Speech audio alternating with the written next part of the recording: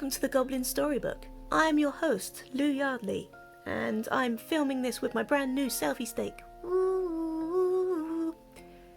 The reason for the selfie stick is that I wasn't planning on filming anything today, and then I decided I was going to film something and I couldn't be bothered to get the tripod out. So we've got this, and I think it's kind of snuggly, isn't it? With the lamp and the close-up, although not as extreme a close-up as I had for my other video. That was too extreme. We won't do that again. So yes, what am I doing? What is this? Who am I? Oh yeah, book review, that's what I'm doing. So, about a week ago, Joshua Marsella, author of Scratches and Severed, I'm pointing here because I'm hoping that future Lou is going to do some nice editing so we see some book covers there. Yeah, Joshua sent me a message after I tweeted about his book, asking me if I would like an ebook copy of Hunger for Death, his new collection. And obviously I said yes. So he sent it over. I've been reading the stories in between reading chapters of a novel I'm reading as well. And I'm also writing stuff for NaNoWriMo on my novel, so it's taken me a little bit longer to get through the collection than I would have liked, but that's not a reflection of the collection. That kind of rhymes. So it's not a reflection of the collection, it's just how life is. So yeah, Joshua Marsella. Like I said, he's written 2 novellas already, which is Scratches and Severed. I loved both, so I was really excited to read this collection. And I've told him numerous times that I'm going to buy the hardback when it comes out. And we're going to do a nice photo shoot of the hardback and me just loving life. But I'm going to have to wait till that comes out, and it's not due out till the end of the month, so for now you just got to imagine the book cover. So like I said, I really enjoyed his 2 novellas, and I had really high hopes for this collection. This sounds like I'm building out to tear it down, doesn't it? Trust me. Anyway, I had really high hopes for this collection, and I started reading it, and so I've got my laptop over there, so I'm just checking for notes. And the first story is called Daphne, and it's suitably creepy to start off with. And what I liked about it was, at one point, I'm going to try and say this without giving anything away. I promised on Twitter this would be a spoiler-free review, so I'm keeping it spoiler-free. So what I liked about Daphne is there's one part in it where the story really could have gone anywhere. So it could have gone like serial killer, it could have gone creepy cult, it could have gone like strange mutant monster thing, but it went in the way that it went, and it worked. I wasn't 100% sure on how I felt with the ending of that one, but it still worked. I still enjoyed it. That's the main thing. So then we move on to the second story. So I'm already there. I've enjoyed the first story. Things are looking good. I read the second story, and it's called, I'm just going to check my laptop, it's called To Feast with Orphans. And when I was reading it, I totally missed the title. I just went diving straight in. So what happened kind of surprised me, which is good. So the story is set at Christmas time in Maine. Now, as any horror fan will tell you, Stephen King has already taught us that Maine is a very scary place, and basically Joshua has just confirmed that beyond all doubt now. I mean, part of me would really love to go to Maine, but part of me is like, nope. No. Anyway, what I really liked about this story is that our main characters are complete and utter scumbags. I mean, they are the worst of the worst. And the reason why I like this is because, unlike, I'm trying to think of an example now, my head has just gone, but unlike like your generic 90s slasher horror movie where you've got the teenagers that are just awful and you spend the whole time waiting for the killer just to pick them off, unlike that, where the victim being chased by the killer becomes kind of this comedic kind of thing where you're rooting for the serial killer. This was kind of like, okay, I hate these main characters, but Joshua and Marsella writes in such a way that you're discovering the things that they're discovering as they're discovering them. So the fear that they feel, you kind of feel as well. So it's like, okay, I hate this guy, but yeah, I can understand why he's peeing his pants. So yeah, I really liked To Feast with Orphans. I really liked how it was creepy at times. I liked how Joshua builds suspense. That's the other thing with Joshua and Marsella. He is already, considering he says he only started writing in 2020, I think that's a lie. He's like immortal or something, and he's been writing forever. That's the only explanation why he's so good, right? But anyway, he says he's been writing since 2020. Do we believe him? Well, whenever he started writing, he's got really good at it.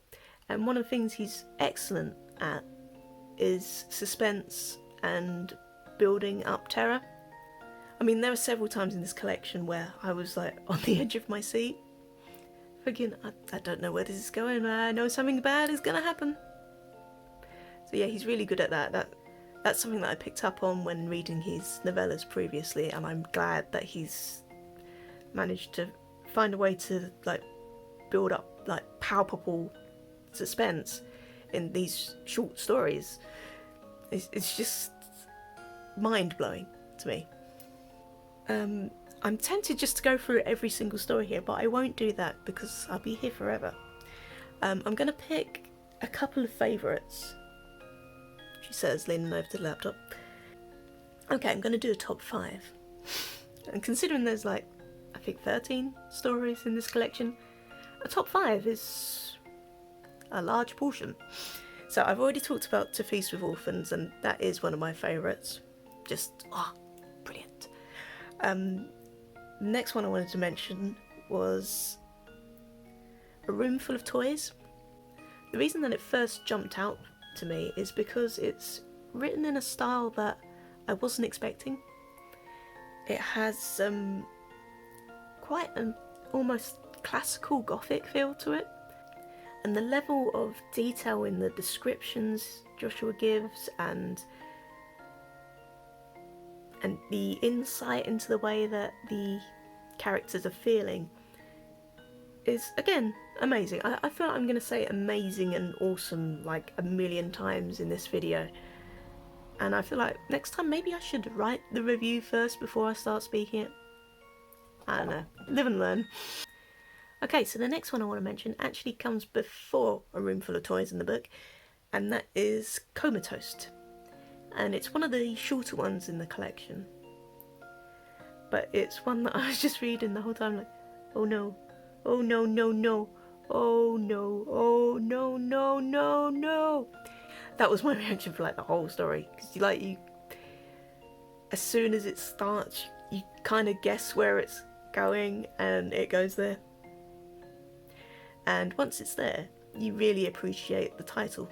So the final 2 in my top 5 are kind of joint number 1. I know I didn't really order any of the others, but yeah, these 2 are kind of joint number 1. I love them both. The first is, I'm going to pronounce this, I'm going to butcher this name. Polybus. We're going with Polybus.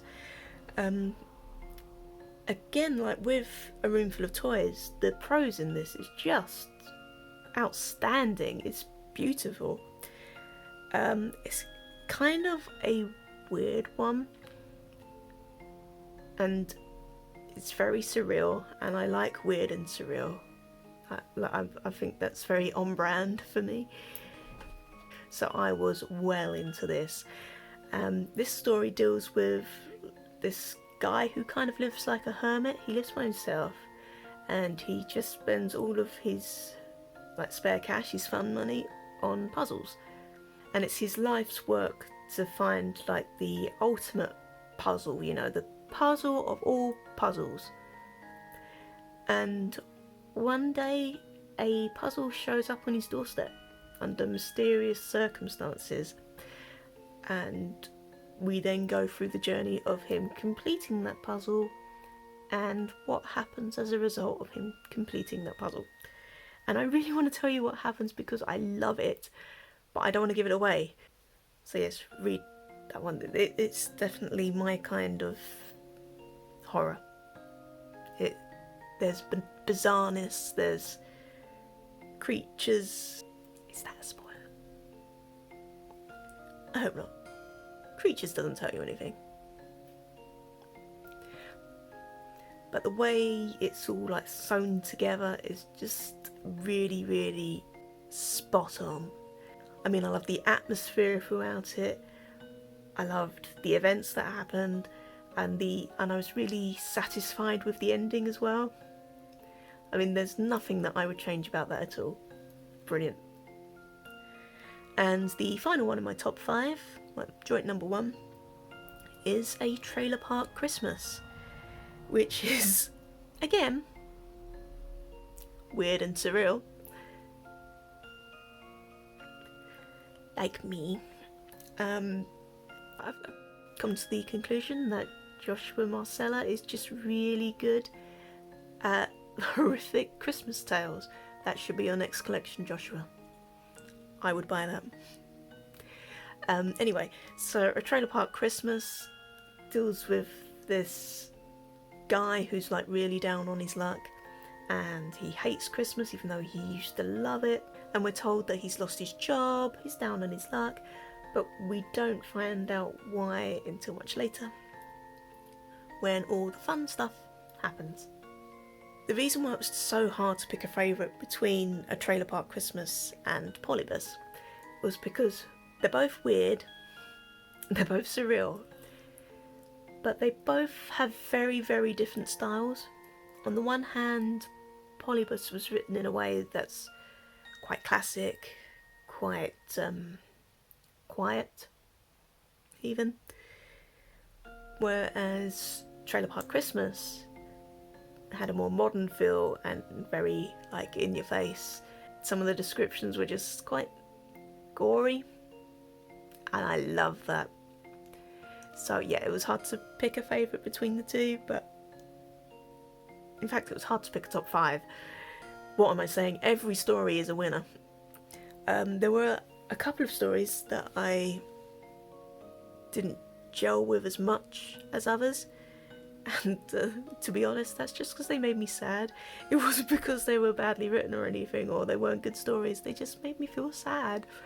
So yeah, Joshua, you are mean. So yeah, that's hopefully my spoiler-free review of Hunger for Death. If I had to stick stars on it like Goodreads asked me to, I would say 5 stars. It comes out on the 30th of November. Hopefully I can get this edited and put up online either tomorrow or Saturday, so that you can all witness my rambling review before the book goes live at the end of the month. So yeah, that's it. Book good. See you soon. Bye.